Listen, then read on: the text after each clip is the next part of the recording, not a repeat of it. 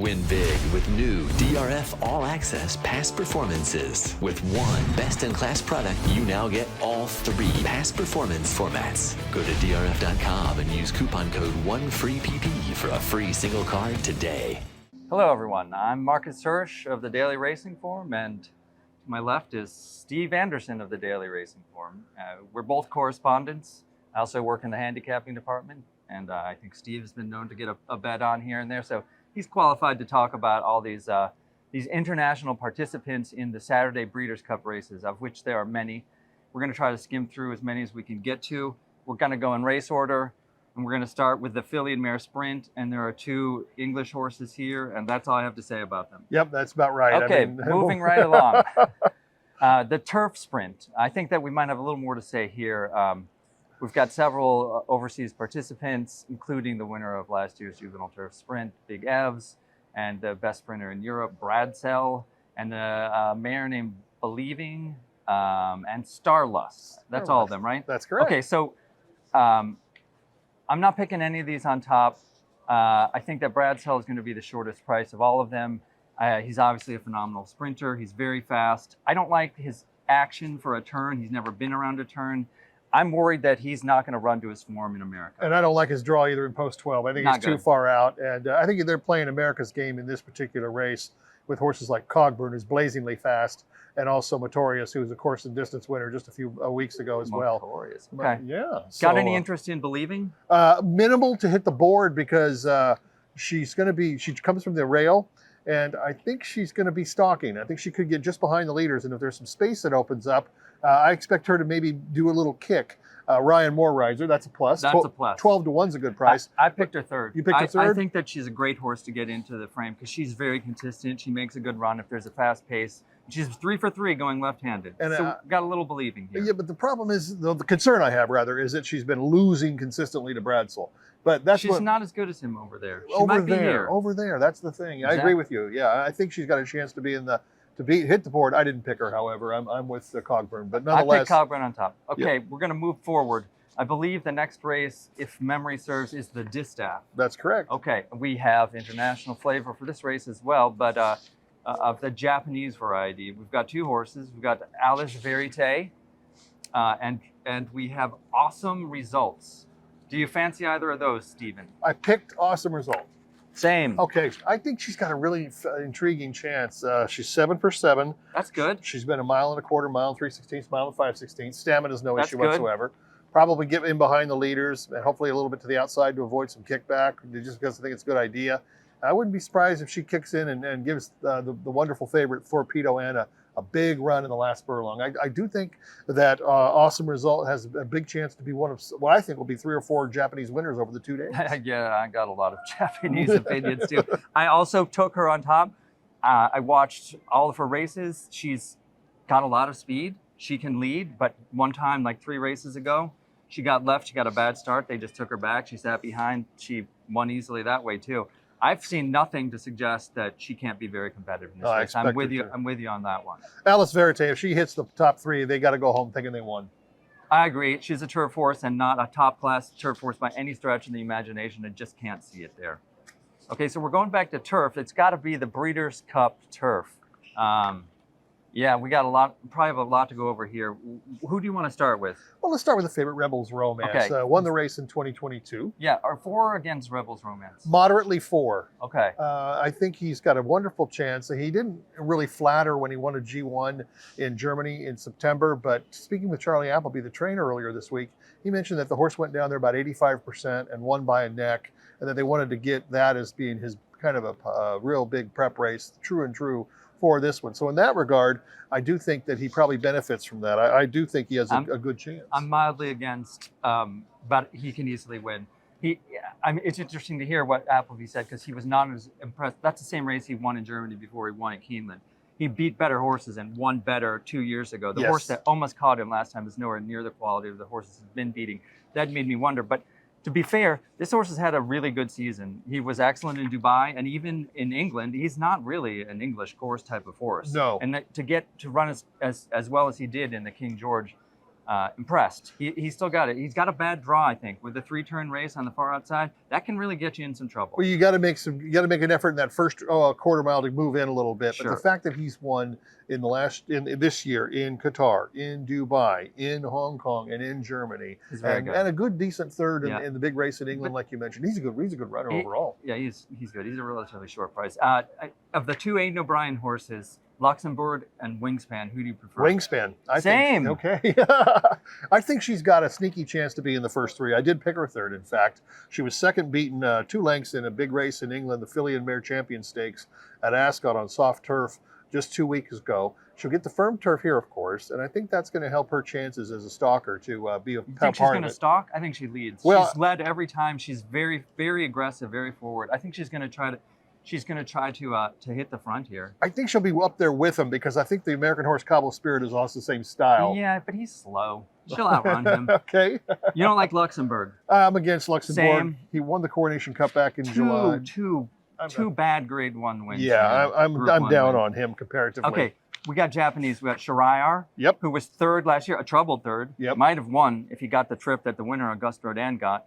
And you know, his form since, he was pretty good behind Rebels Romance in Dubai. I'm not sure that was his very best race. Do you give him a chance here? No, I don't think he's as good this time around. Okay. But I do quite like the other one, Rusham Park. Oh my God, we have too many converging opinions. This is scary. Well, nonetheless, I think he can be in the first three if you're playing trifectas or supers.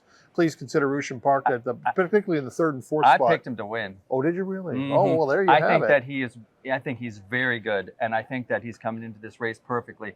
You're seeing the 10th place finish in his last race. That was a mile and an eighth. That was a pure prep race. Yeah. And he actually made a little run, got tired late. He got something out of it. I think he's where he needs to be, and I think he's a good horse. I do too. Also, let's honorably mention Emily Upjohn, the mare, who hasn't been as good this year in terms of getting to the winner's circle, but she's Gosden. He didn't bring her over here just because he wants to see the sunshine. I think he did, actually. Okay. But anyway, that's a different story. Well, I disagree. I think I've nominated like 5 horses to finish in the first 3. That's going to be hard for that to happen. She's going to be tough. You never know. We got, I think the next race is the big race, isn't it? Okay. It's time for the classic. We're going to just do City of Troy real quick. With or against? Against. Okay. I'm neither. I'm going to completely wash out of that opinion. I just want to see what he does. I think he's a phenomenal horse. I think that he's been prepared for this race like no other horse that he has brought here. I think if they're ever going to win the race, this might be the horse. Now, he does have a turf action. You never know how they're going to act on turf. He looks more like Galileo than Justify. So that's a kind of knock against him making the surface transfer.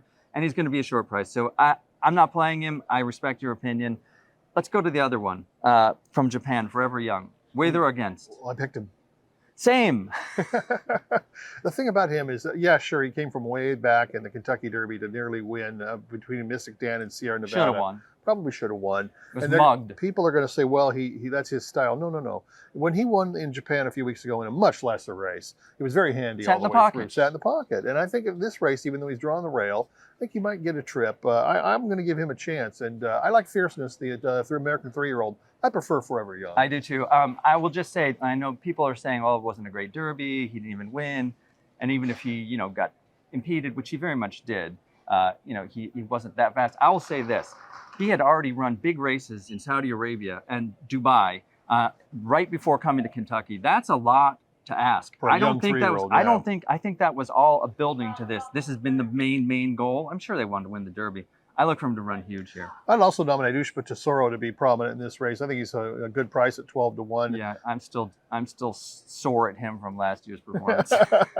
He was 5th at 7-2 that day in a 12-horse field. Okay. And Derma Sotogake, I can't get behind him at all. I did not select him. Okay. No, if he runs well, he does so without me. We got Filly and Mare Turf coming up, which is a race that Europeans generally are very competitive in. They sent a weak bunch this year to me, a small group, and I don't really like either horse very well. I picked Content. You did? I picked Content because I think she'll like the good to firm. She's been on soft turf in her last 2 starts, and she won the Yorkshire Oaks, a really nice race. Yeah, but it was a bad Yorkshire Oaks, Steve. She beat the horse that beat her in the Irish Oaks, whatever her name is. You got to me. And she's fine, but I just think compare that to when Tuesday ran in the Yorkshire Oaks, or great horses have run in that race. That's true. This was a very soft edition. I don't sweat your pick at all because she is a firm ground horse. She'll run much better. I just don't know how good she is. Well, she was 4th last year in the juvenile filly stirrup, so she's been to America, she's handled it, and I think she's going to be the upset winner of that race in a small way. Soprano? No, thank you. Soprano was second up in at Keeneland a few weeks back. A distant second And to a very good filly, but going a mile and 1/8, I don't see that she's going to go this far at all. And I'm a little worried about that post 12 going a mile and 3/8 No, as well. not for me. Okay, we got sprint. We got sprint, sprint, and sprint.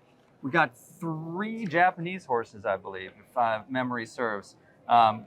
The Don Frankie horse is very, very fast, and that is not a good thing to be in this race because there are many, many very, very fast horses. Right. So I'm not Don Frankieing, are you? Not at all. No, Okay. thank you. And the other horse, the third horse, I can't remember his name because I give him so little chance. Metamax. Metamax. But the one I like is Remake. I I picked picked him. him on, come on, man. It's either going to be glory or ignominy for both of us. We're going to be at Goodwill selling everything. Why can't Remake win? He's got the perfect style for the race. Yes. And people think that, oh, in Korea, the stretch is really long. In Saudi Arabia, the stretch is really long. And that's true. He made later runs there, but I've seen him make a big run at the top of the stretch, too. He has a flashy turn of foot when they ask him. I think he's going to roll right over these horses. So I think he's got a huge chance from just off the pace in a race that you mentioned has a really, really warm pace. I want him to be 7 lengths off the pace because I think they are going to be flying. That's true, but you don't want to be too far back on this track. He'll be fine on that. He's going to slingshot. These horses are going to stop, even on a speed-favoring surface. They have to.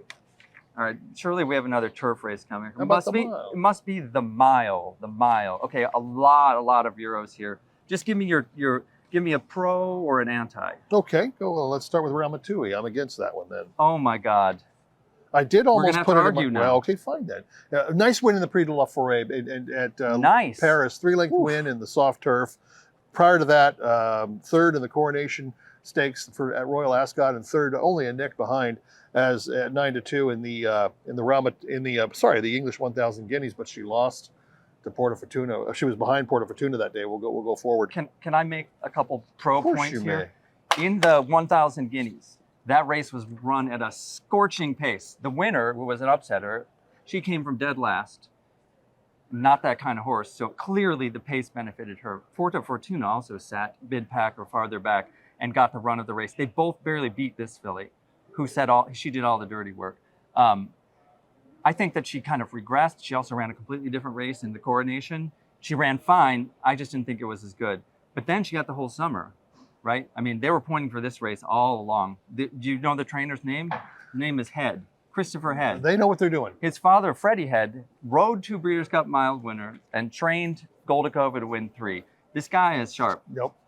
Her 4A was, to me, scintillating, and I think she's going to be better here than there over turns and fast ground. There's my Ramatul case. Now tell me who you like. I like, I think in this, what is, I believe, a very wide open race, I do prefer Porta Fortuna.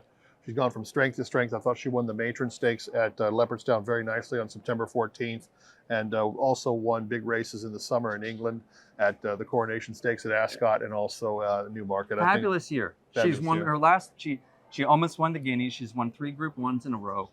She's only run against females. Yep. And I think she needs to improve. I think she can, but I don't think she can win if she runs just like she did there.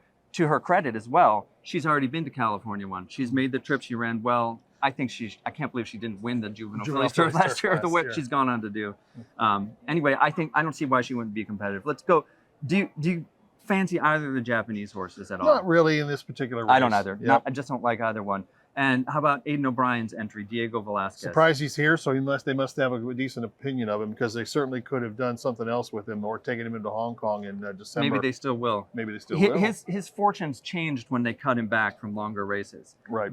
But I don't like him. He goes forward, but he doesn't have that much speed. I think he's better at a mile and 1/8. I can't really see it. Who am I missing? You're missing Notable Speech. Oh, the favorite. Okay. Which version of him are we going to get? Here's my take. You want my Notable Speech Yes. take? Okay. He's a Guineas and Sussex winner. But the Guineas, the 2,000 Guineas run even faster pace than the 1,000 Guineas. And he was last, okay? There was one superior horse in that race named City of Troy. He ran an absolute stinker. Yep. So this horse got a great setup against modest competition. And then he clunked in St. James's Palace, just ran like a common horse, and then he comes back into Sussex. 5 horses.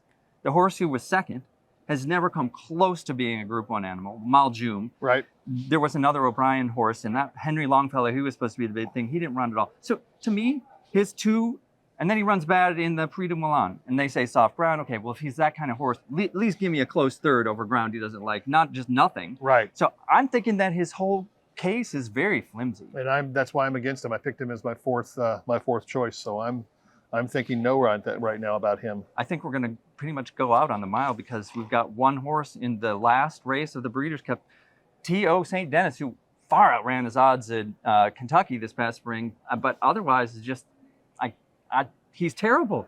Well, he's not that terrible, but nonetheless, he's been 13th in his two races surrounding That's true as well. He's hard to support, particularly playing on Americans' game. And I think that he was, like you said, at second, beaten 4 lengths at 27-1 at Churchill. By a good horse at the time who didn't progress him there, No, but at he that didn't. time, First Mission was one of the best horses in the country. And T.O. St. Denis set the pace in that race and relatively stayed on. He can't do that in here. There'll be too much gas in this space. I'm against T.O. St. Denis. Oh, on Saturday, to wrap up, give me your over-under for international winners among these 9 races. 3.5. Oh, that's set beautifully. I can't argue that. I'm taking the over. Okay, fair enough. Thanks, everybody. Good luck.